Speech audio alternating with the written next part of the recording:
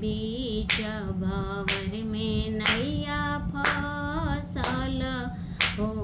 मछरी नोची नोची खाए देहिया के रहली बड़ी सुंदरी हो। कैली सैया पर गुमान देहिया के रहली बड़ी सुंदरी हो। कैली सैया पर गुमान बीच भंवर में नैया डूबल हो। मछरी नोची नोची खाए बीच भंवर में नैया डूबल हो। मछरी नोची नोची खाए सैया सैया कही बोलवा ले हो। सैया मुड़ियो ना ताके सैया सैया कही बोलवा ले हो। सैया मुहाओ ना ताके बीच भंवर में नैया डूबली हो।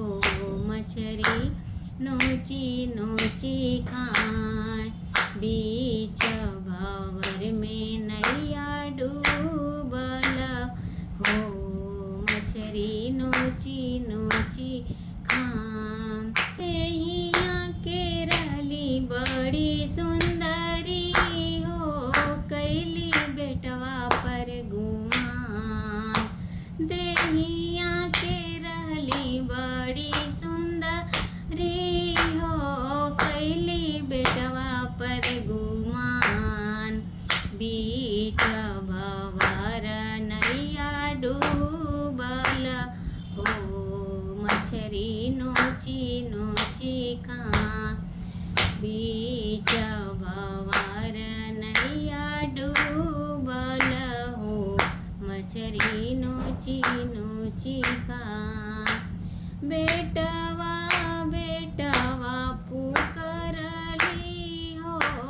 बेटवा मुड़ियो ना ताके बेटवा बेटवा कही पुकारली हो।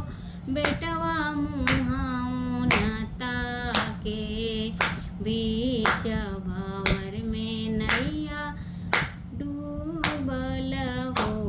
मछरी नोची नोची खाए अरे बीच भंवर में नैया डूबल हो। मछरी नोची नोची खाए देहिया के रहली बड़ी सुंदरी हो। कैली सैया पर गुमान बीच भंवर में नैया डूबल हो। मछरी नोची नोची खाए देहिया के रहली बड़ी सुंदरी हो।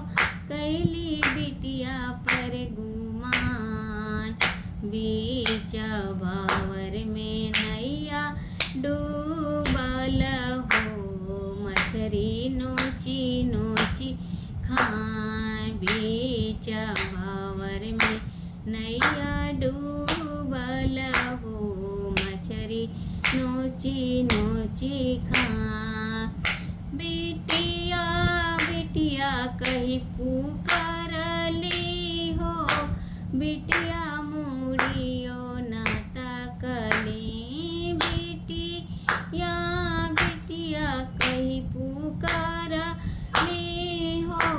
बिटिया मुड़ियो ना ताकली बीच भंवर में नैया डूबल हो। मछरी नोची नोची खाए बीच भंवर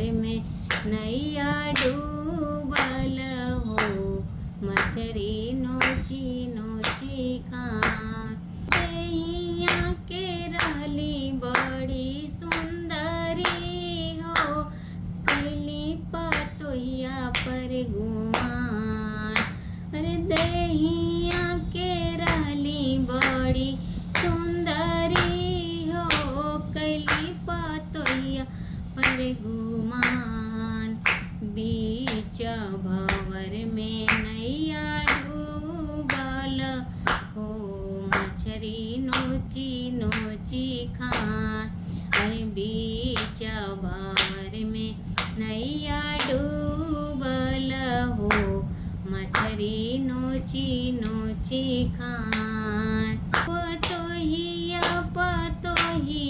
बोलावली हो पतोहिया घूमियो ना तकली पतोहिया